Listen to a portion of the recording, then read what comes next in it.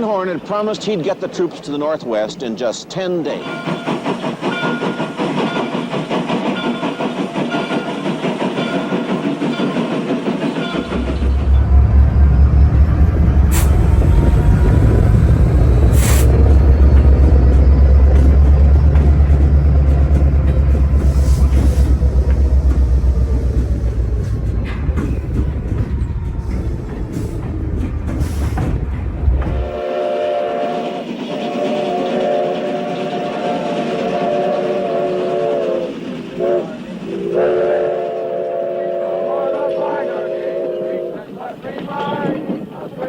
There was one thing that nobody could forget, least of all Van Horn as the general manager of the railway.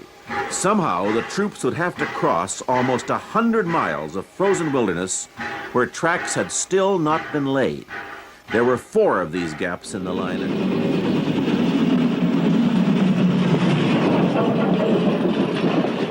Once the tracks resumed, there were trains, but practically nothing in the way of comfort.